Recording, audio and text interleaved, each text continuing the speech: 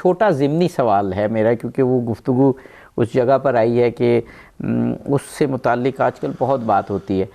میرے نزدیک تو یقیناً گفتگو کو اور موضوع کو ڈائیورٹ کرنے کے لیے پیدا کی جاتی ہے، لیکن اس ضروری ہے کہ وضاحت ہو جائے. آپ نے تو بات کی نا امریکہ اور جو عالمی استعماری نظام ہے، لیکن ایک سطح پہ آ کے ایک پروپیگنڈا میں لفظ استعمال کر رہا ہوں پروپیگنڈا، وہ لوگ تو اس کو بڑا نظریاتی بنا کے پیش کرتے ہیں جو بات کر رہے ہیں کہ اس وقت عالم اسلام میں، کیونکہ اب جن علاقوں کے ہم بات کر رہے ہیں وہ سارا جیسے آپ نے بھی فرمایا عالم اسلام 2 ملکوں کے درمیان پراکسی وار جاری ہے، اور وہ 2 ملک ہم سب جانتے ہیں. تو فلاں ملک تباہ ہو رہا ہے اس وقت، جی فلاں ملک تباہ ہو رہا ہے، فلاں ملک تباہ ہو رہا ہے. جو تناظر آپ بتا رہے ہیں اس تناظر میں نہیں بلکہ اس تناظر میں دیکھا جاتا ہے. اس کو آپ بظاہر تو ایسے ہی لگتا ہے کہ بات صحیح ہے، اس کو آپ کیسے دیکھیں؟ یہ ڈیفائن عام جو عوام ہے نا، جس کا نہ مطالعہ ہے، صحیح، نہ کسی موضوع پر گرفت ہے، نہ استعماری دھندوں اور ہتھ کنڈوں سے وہ آگاہ ہے، وہ جس طرح کی خبر ٹی وی کی اسکرین پہ نشر ہوتی ہے اسی خبر کو ہی آخری سچ سمجھتا ہے. اس کے لیے تو یہ بات قابل قبول ہے. صحیح. لیکن جو شخص پڑھا لکھا ہے، سمجھدار ہے، تاریخ سے واقف ہے، استعمار کے ہتھ کنڈوں سے واقف ہے، اور مغرب کی ریشہ دوانیوں سے واقف ہے، طول تاریخ میں مغرب نے جس طرح سے انسانیت کا قتل عام کیا ہے اور جن پردوں میں چھپ کر کیا ہے اس سے واقف ہے، اس کے لیے تو یہ 2 + 2 4 کی طرح سے بالکل اظہر من الشمس ہے. ایسے ہی جیسے سورج چمک رہا ہو اور آدمی کو نظر آ رہا ہو بھی سورج چمک رہا ہو اور دن کی روشنی ہے. دیکھیں مسئلہ سعودی عرب اور ایران کا تو نہیں ہے. میں یہی ہے، چاہے لبنان کے ہیں، آپ بحرین کے ہیں، یمن کے ہیں، کہ ایک طرف ایک ملک کھڑا ہے. میں آپ کو سمپل سی ایک بات بتاتا ہوں. دیکھیں مسئلہ سعودیہ اور ایران کے مذہبی اختلافات کا نہیں ہے، یہ بڑی اہم بات ہے. مسئلہ ہے سیاسی فکر کا. اختلافات مذہبی نہیں ہے، یہ سیاسی ہے. کیسے؟ میں آپ کو سمپل سی مثال دیتا ہوں. 70 کی دہائی میں شاہ ایران جو بادشاہ تھا اس خطے میں امریکی حوالدار تھا. صحیح بات. امریکی مفادات کا محافظ تھا. پولیس مین اسے کہتے یہ گیا تھا سعودی عرب دورے پہ. اس کی ویڈیوز اس وقت بھی آپ کے یوٹیوب پہ موجود ہیں، وہ دیکھ لیجئے گا. آپ کے قارئین بھی دیکھ لیں، آپ کے ناظرین بھی دیکھ لیں. اگر اس ویڈیو میں آپ دیکھیں شاہ ایران شیعہ ایران کا نمائندہ، صحیح، اور کنگ فیصل اور اس کے ارد گرد موجود شہزادے موجودہ سعودی عرب کے نمائندے، صحیح. اگر شیعہ اور سنی کا اور مذہب کا جھگڑا ہوتا تو تب بھی ہوتا نا. بالکل صحیح. لیکن جب شاہ ایران جاتا ہے تو یہی کنگ سلمان جو اس وقت بادشاہ ہے سعودی عرب کا، یہ تلوار لے کر ڈانس کرتا ہے رضا شاہ کے سامنے. ویڈیو موجود ہے، دیکھ لیں. باقی شہزادے جن میں سے کچھ مر چکے ہیں اور کچھ ابھی بھی زندہ ہیں، وہ اس کے سامنے رقص کرتے ہیں. پھر سٹیج سے جو اعلان ہوتا ہے وہ عالم اسلام کے بہت بڑے ہیرو اور محسن کے طور پر شاہ ایران کا تذکرہ ہوتا ہے جو شیعہ ہے. یہ مذہبی جنگ ہے؟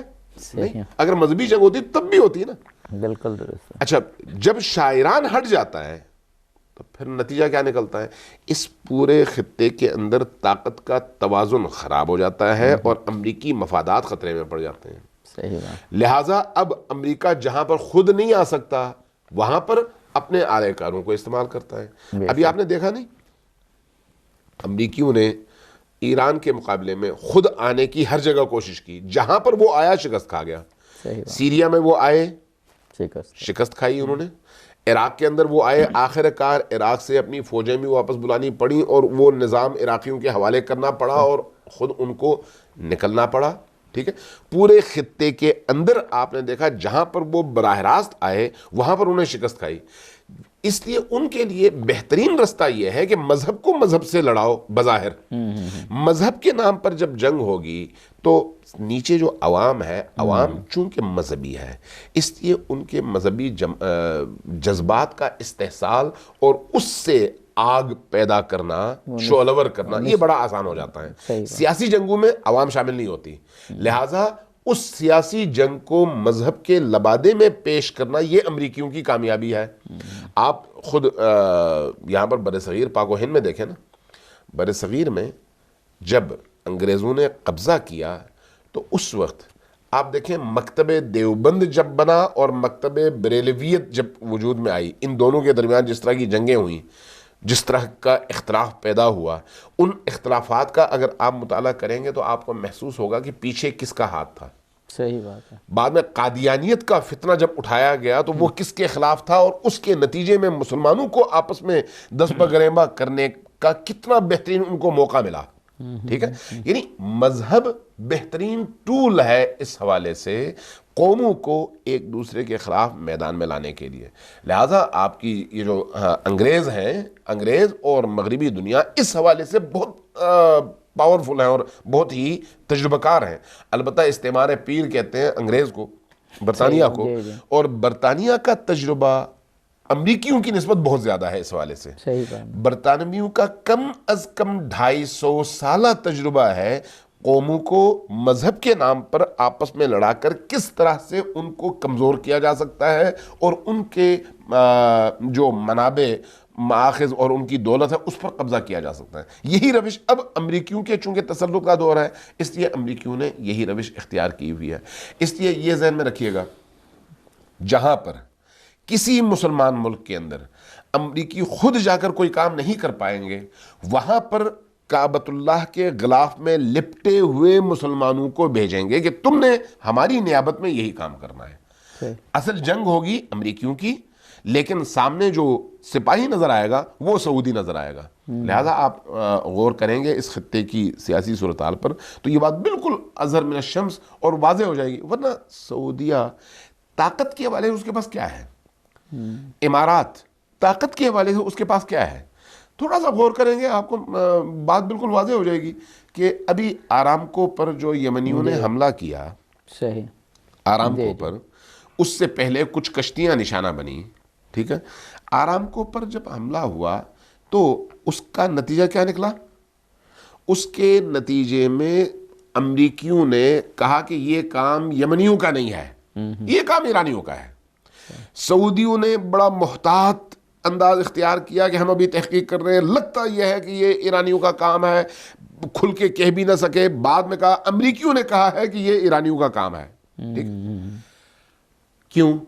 اس لیے کہ سعودی اپنے تیل کی طاقت کے باوجود اس خطے میں کعبۃ اللہ کے پاسبان ہونے کے عنوان سے لوگوں کے ذہنوں میں اس کا ایک بھرم ہے، لیکن چند ڈرونز نے سعودیوں کی وہ ہوا نکال دی کہ وہ ایک دم زمین پر آ گئے، اور ان کے لیے قابل برداشت نہیں تھا کہ یمن کے ان نہتے غریب پسے ہوئے جن کے پاؤں میں جوتے نہیں ہیں، ان لوگوں کے ہاتھوں اس طرح کی ذلت آمیز شکست وہ اٹھائے۔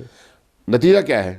فوری طور پر انہوں نے ایران کو بلیم کیا، امریکیوں نے ایران کو بلیم کیا، ایرانیوں نے کہا بھی آپ ثابت کر دیں، اور وہ نہیں کر سکے، ظاہر ہے نہیں کر سکتے تھے۔ میں اس بات کو کمپلیٹ کرتا ہوں۔ جی بالکل، کیونکہ پروگرام کا جب آپ لیکن ہمیں اس پروگرام کو انشاءاللہ آگے بڑھانا ہے اور ایک ساتھ ہوں گے، آپ یہ بات کمپلیٹ۔ تو دیکھیں، جب یہ واقعہ ہوا نا، اس کے صرف 2 ہفتوں کے بعد یمنیوں نے سعودیہ کے بعض سرحدی شہروں پر قبضہ کیا، 2-2.5 ہزار سعودیوں کو اسیر کیا، اور فرانس کے دیے ہوئے بہت بڑے اسلحے کے ڈپو پر قبضہ کر لیا، ٹھیک ہے، اور اس کے بعد کہا کہ اب بتاؤ بھئی یہ کس نے کیا؟ ویڈیوز ظاہر ہے 100 کیمرے جب اس کو کیپچر کر رہے ہوں گے تو دنیا کہاں کہاں چھپائے گی۔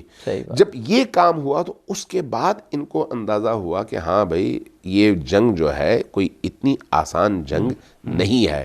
تو آپ دیکھتے ہیں یہ جو جنگ ہے یہ نیابتی جنگ ہے، امریکیوں کی جنگ ہے اسلام کے ساتھ، اسلام کی نیابت میں جو جنگ لڑنے والی قوت ہے وہ ایرانیوں کی ہے، امریکیوں کی نیابت میں جو جنگ لڑنے والی قوت ہے وہ براہ راست خود امریکی بھی ہیں، اور ان کے اس خطے کے وہ محافظ بھی ہیں جن کی بقا امریکیوں کی ضمانت کے نتیجے میں ممکن ہے۔